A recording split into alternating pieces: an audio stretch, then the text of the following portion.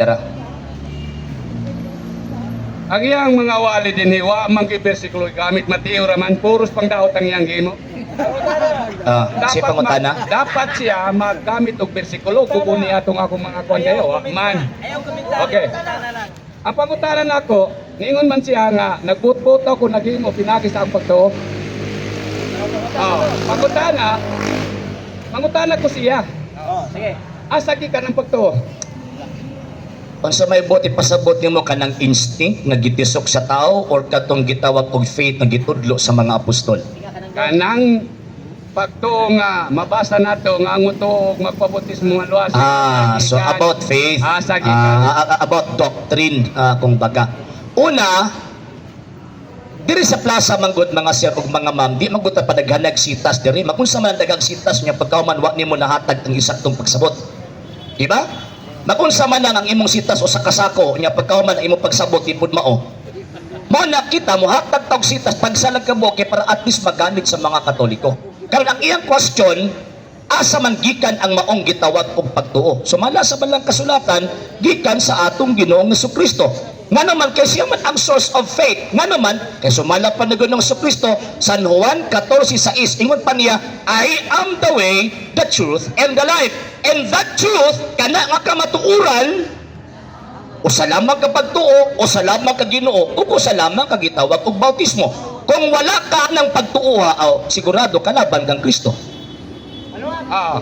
Mao ba na ang tuhuan nato? Nga wa man gani siya katubag? Ang pagtuo, Mr. Moderator, excuse me. ang pagtuo nagagikan na sa nagpatuo.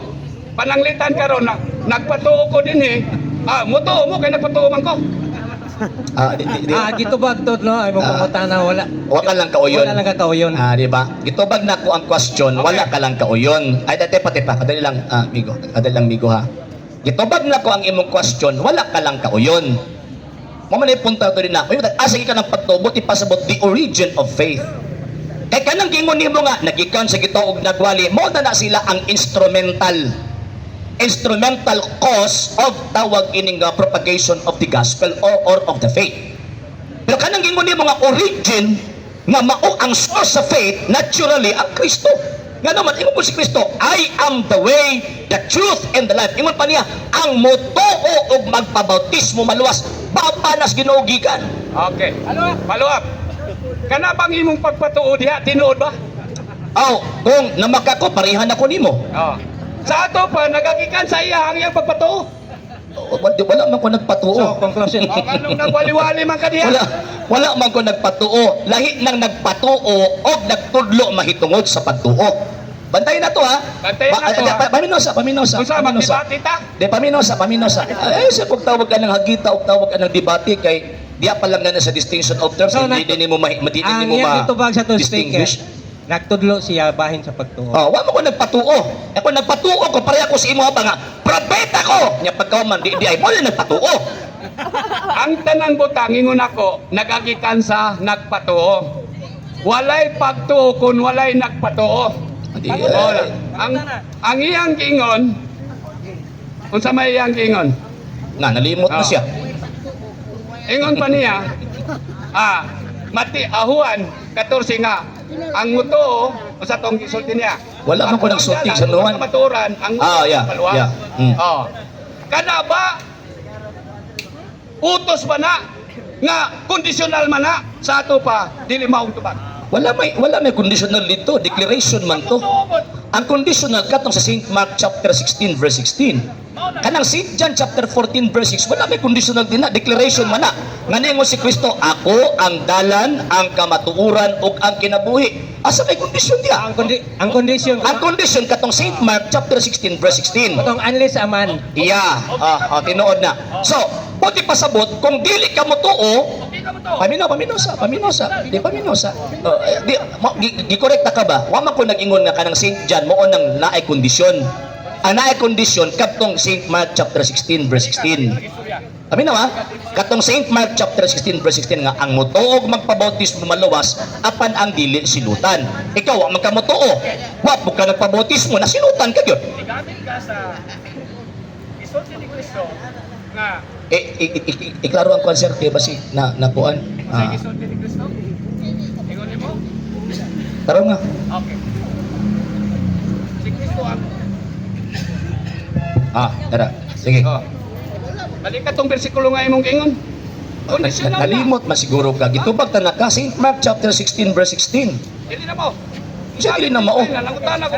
Ayaw ko tawag ang 14 sa way kondisyon diha. Basa. Wala kondisyon din na. No. Ang St. John chapter 14 verse 6, wala kondisyon na butang. Deklarasyon. Ang gingon na Ginoo sa Kristo, ako ang dalan, ang kamatuuran ug ang kinabuhi. Deklarasyon na. So, dili na tawag anang kondisyon. Layo ra kayong tubag. Ano man? Dito siya nidagan sa Juan 14:6. Size. Mali. Nga naman. Asa ko naman eh? Ha? Og dili ta mo tuod ay. Mo na nga Dili. St. John chapter 14 verse declaration. St. Mark chapter 16 verse 3 mo na to na kondisyon.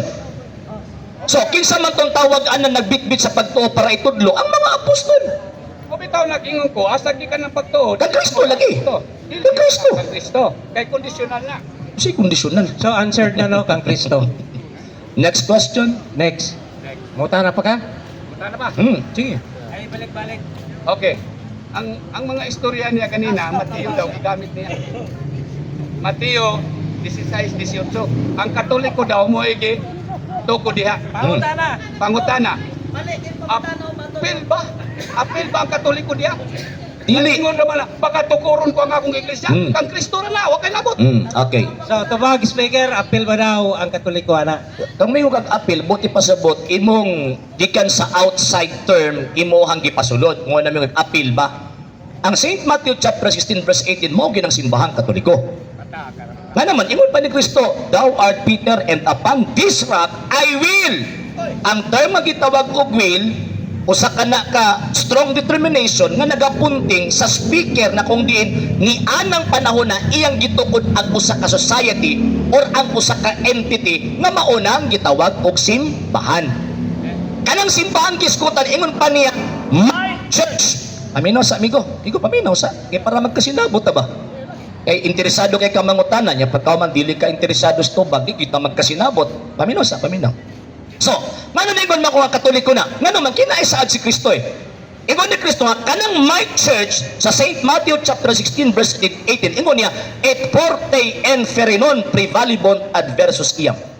Bisan ang ganghaan sa impyerno dili makabuntog. So kanang my church nga gisgutan ni Kristo pag-abot sa gitawag og saad ni Kristo, di mabungkag, di mawala, supot ipasabot, existido ka ng simbahan na from the time of the foundation until now. So ang essence na as a catholicity of tawag ining time. Taas na kayo. Gilekturan ta ka. Gilekturan ta ka. Kaya di wala man ta nagdebate. Sa hindi pa po nakapag-follow sa mga pages po natin, i-follow nyo po yung mga pages po natin, RJ Horolanciano II, TV Apolia Punto Argumento page, Kuya Apologies TV page, and RJ's Vlog 2022. And pwede rin po kayo mag-send po dyan ng Facebook stars. And also, sa ating po mga channels, sa hindi po nakapag-subscribe, i-subscribe po ninyo yung mga channels natin, Dalay Catholic, Apologies International Official, RJ Santo II TV, Kuya Apologies TV, and Barrio Kawayan Religious Forum. And pwede rin po kayo mag-send po dyan ng super sticker, super chats, and super thanks. And maraming salamat po sa mga kapatid at mga Katoliko na ulis pong tumutulong sa programa po natin. Maraming salamat po. Nang dahil po sa tulong at suporta po ninyo, ang programa po ito, until now, andito pa rin po sa social media. And until now din po, nangangailangan pa rin po tayo sa tulong at suporta po ninyo dahil wala po kami magagawa rito mga sir, mga ma'am, kung wala po yung tulong at suporta po ninyo. Sa gusto pong tumulong, sa gusto pong sumuporta, pwede po ninyong ipadala ang tulong at suporta po ninyo sa pamamagitan po ng ating mga account numbers dyan po sa ating pong screen. And pwede nyo po kaming i-message sa ating pong page kung via remittance po yung papadala po ninyo. Maraming salamat po in advance.